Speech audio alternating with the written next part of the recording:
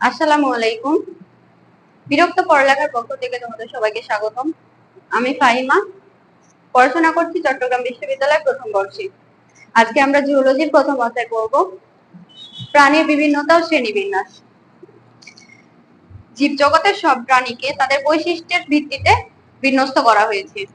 ভিত্তিগুলো 16টা, কিন্তু এখন আমরা যেগুলো সব থেকে ইম্পর্টেন্ট সেগুলো পড়ব। দেহের আকারের ভিত্তিতে প্রাণীগুলোকে দুই ভাগে ভাগ করা হয়েছে। একটা হলো আণুবীক্ষণিক,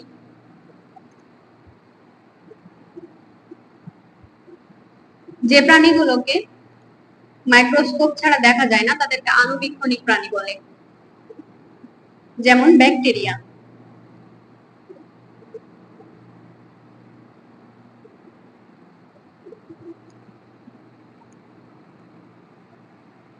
বৃহত্তর প্রাণী, যেগুলো খালি চোখে দেখা যায় সেগুলো হলো বৃহত্তর প্রাণী।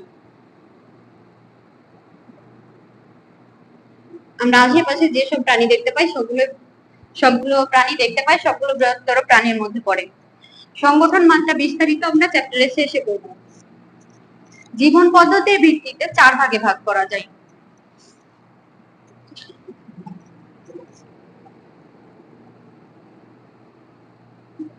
মুক্তজীবী,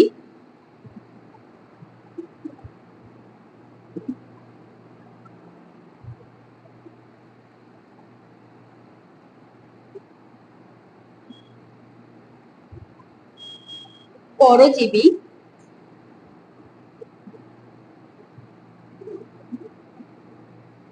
মিথজীবী,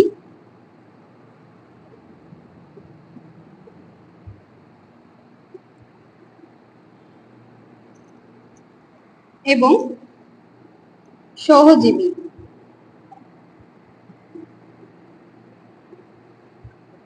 যেসব প্রাণী মুক্তভাবে থাকে, কোনো কিছুর সাথে সম্পর্ক থাকে না, মানে কোনো কিছুর সাথে ঘুরে বেড়ায় এবং আশ্রয় গ্রহণ করে কিন্তু কারোর সাথে কোনো সম্পর্ক থাকে না, সেগুলো হলো মুক্তজীবী। পরজীবী হলো যেগুলা জীবন ধারণের জন্য অন্য অন্য কোনো প্রাণীর ওপর নির্ভরশীল, সেগুলো হলো পরজীবী। মিথজীবী, মিথজীবী হলো দুইটি প্রাণী পাশাপাশি অবস্থানে থাকবে এবং একে অপরের উপকার করবে, একজন আরেকজনের কাছে উপকৃত হবে। 4 নাম্বার হলো সহজীবী। সহজীবী হলো এরা একসাথে থাকবে কিন্তু কেউ কারো উপর নির্ভরশীল না, কেউ কারো থেকে সাহায্যও নিবে না।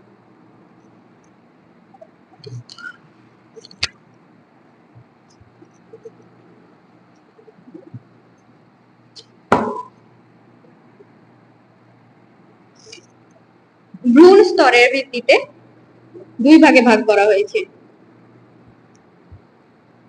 দ্বিস্তরী প্রাণী,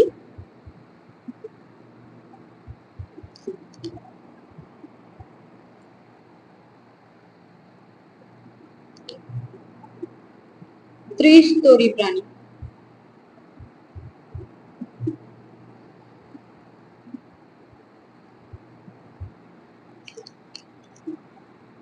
ভ্রূণের ক্লিভেজের সময় গ্যাস্ট্রুলা দশায় যেসব প্রাণীর 2টি স্তর তৈরি হয়েছিল, এক্টোডার্ম এবং এন্ডোডার্ম, তাদেরকে দ্বিস্তরী প্রাণী বলে। এক্টোডার্ম এবং এন্ডোডার্ম।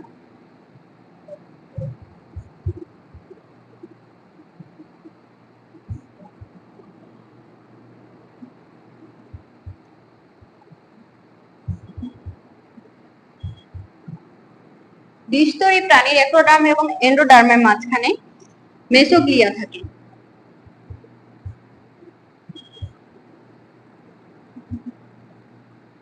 হাইড্রা একটা দ্বিস্তরী প্রাণী।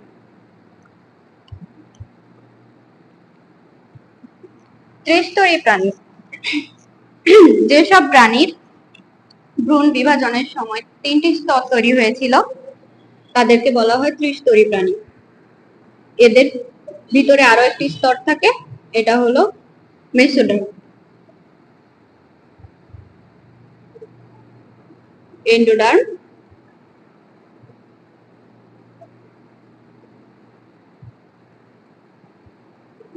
মেসোডার্ম একটু ডান। প্রতিসাম্যতার ভিত্তিতে দুই ভাগে ভাগ করা হয়, অপ্রতিসম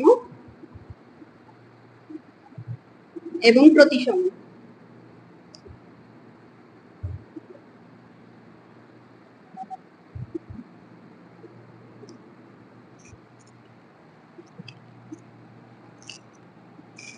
যেসব প্রাণীকে দেহের অনুপ্রস্থ বা অনুদৈর্ঘ্য যে কোনো ভাবে ভাগ করলেও সদৃশ কোনো অংশ পাওয়া যায় না, সেগুলো হলো অপ্রতিসম। প্রতিসম যেসব প্রাণী, সেগুলো আবার চার ভাবে প্রতিসমতা দেখায়। গোলীয় প্রতিসম,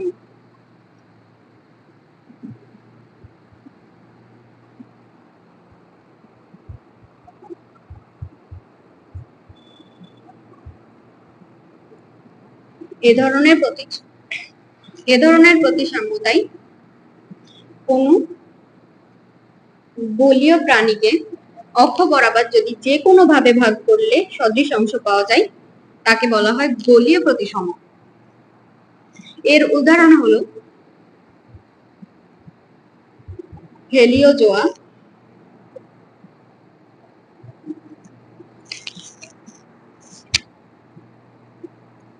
রেডিওলারিয়া,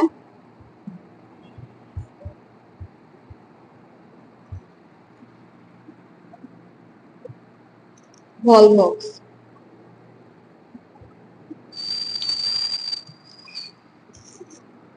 2 নাম্বার হলো অরীয় প্রতিসম।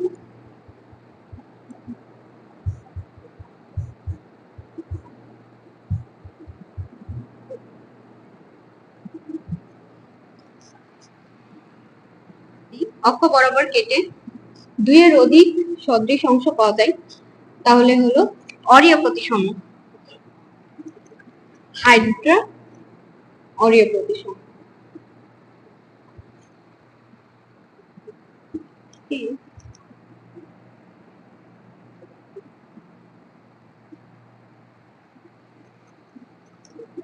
কোন প্রাণীকে যদি অনুদৈর্ঘ্য অনুপ্রস্থ দুই ভাবেই কাটলে 4টা সদৃশ অংশ পাওয়া যায়, সেটা হলো দ্বি অরীয়।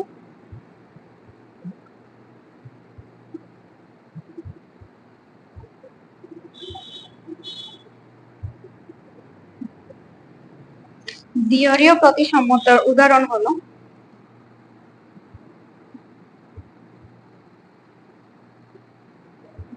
টিনোফোরা। 4 নাম্বার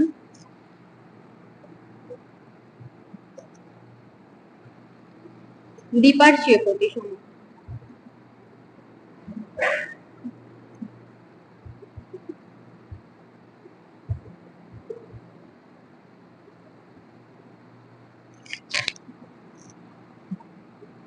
কোন প্রাণীকে যদি ডান পাশ থেকে একবার এবং বাম পাশ থেকে একবার সদৃশ অংশে ভাগ করা যায়, সেটা হলো দ্বিপার্শ্বীয় প্রতিসম। দ্বিপার্শ্বীয় প্রতিসমর উদাহরণ হচ্ছে মানুষ, প্রজাপতি, ব্যাঙ।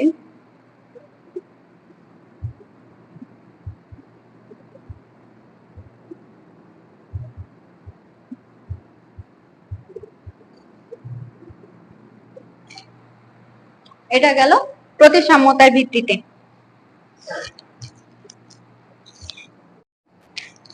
খণ্ডকায়নের ভিত্তিতে দুই প্রকার, সমখণ্ডকায়ন,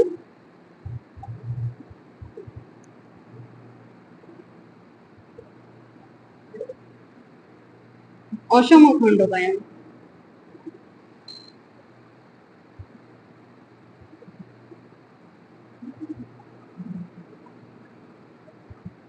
যেসব প্রাণীর খণ্ডকগুলো সদৃশ একই রকম দেখতে, সেগুলো হলো সমখণ্ডকায়ন বিশিষ্ট প্রাণী। আর যেসব প্রাণীর খণ্ডকগুলো অসম, মানে একই রকম না, সেগুলো হলো অসম খণ্ডকায়ন বিশিষ্ট প্রাণী।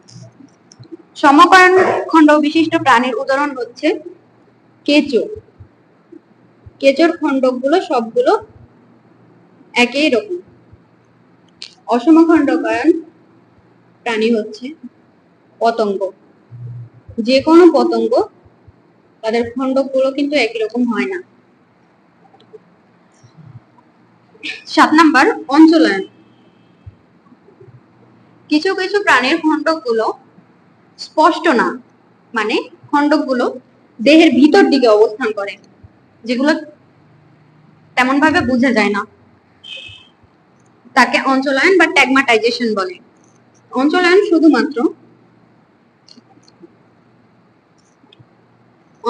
শুধুমাত্র আর্থ্রোপোডা প্রাণীদের দেখা যায়, আর কোনো প্রাণীর দেখা যায় না।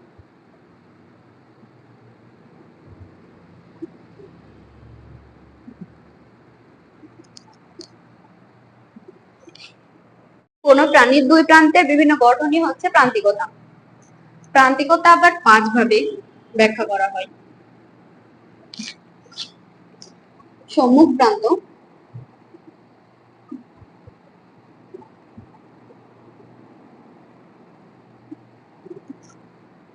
বা অ্যান্টেরিয়র,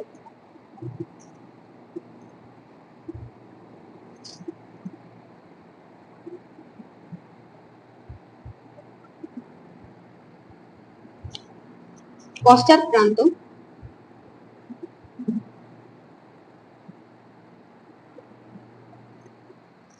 বা পোস্টেরিয়র,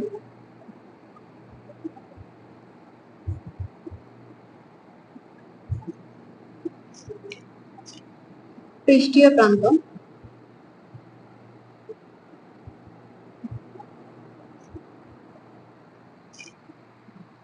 বা ডরসাল,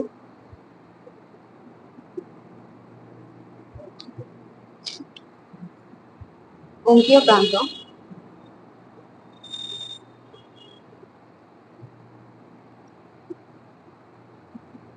বা ভেন্ট্রাল।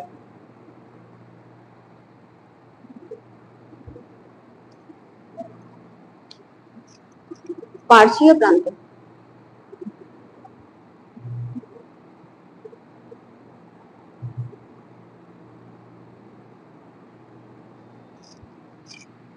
বা ল্যাটেরাল।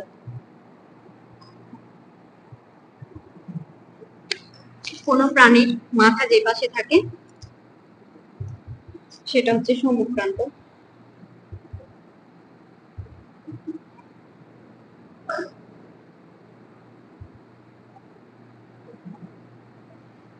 মাথার বিপরীত প্রান্তটা হচ্ছে পশ্চাৎ প্রান্ত, লেজ বলা যায়।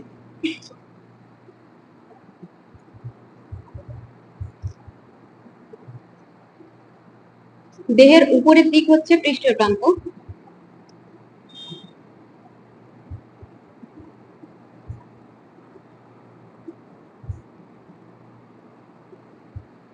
দেহের নিচের দিক হলো অঙ্কীয় প্রান্ত।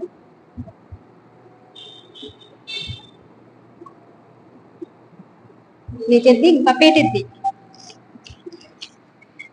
দেহের দুই পাশের তলটা হলো পার্শ্বীয় তল।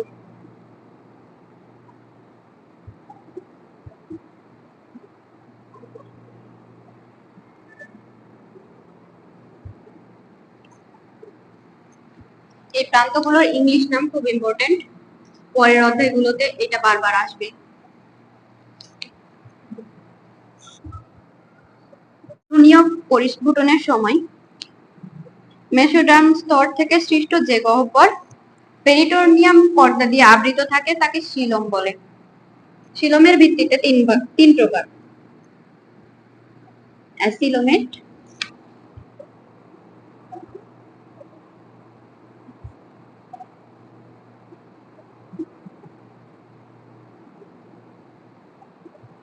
সিউডোসিলোমেট,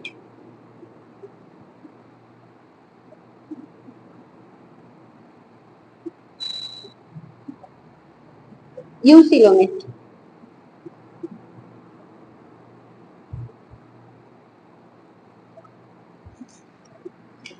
অ্যাসিলোমেট হলো যেসব প্রাণীদের কোনো সিলম থাকে না।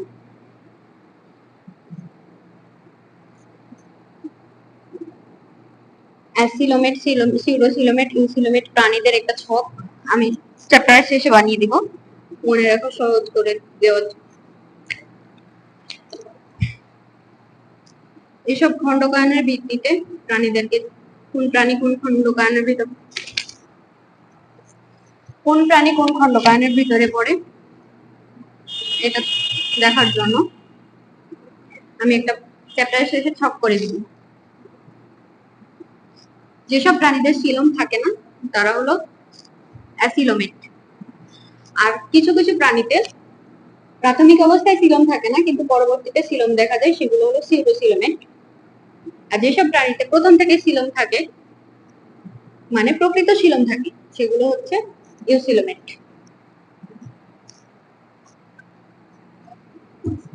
নটোকর্ড।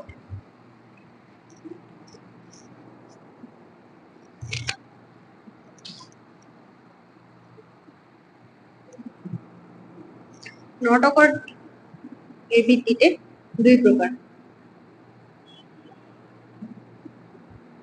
নন কর্ডেট, কর্ডেট।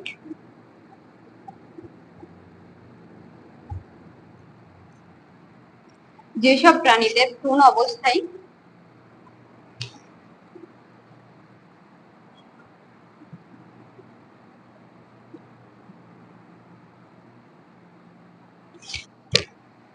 যেসব প্রাণীর দেহে ভ্রূণ অবস্থায় নটোকর্ড উপস্থিত থাকে সেগুলো হলো কর্ডেট। আর নট কর্ডেট প্রাণীদের ভ্রূণ অবস্থায় পরিণত অবস্থায় কোনোভাবেই নটোকর্ড থাকে না,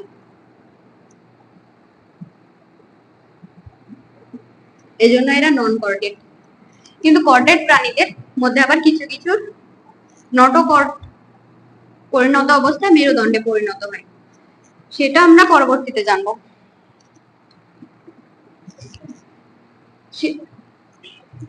এখন শেষ হলো প্রাণীর শ্রেণী বিন্যাসের ভিত্তি।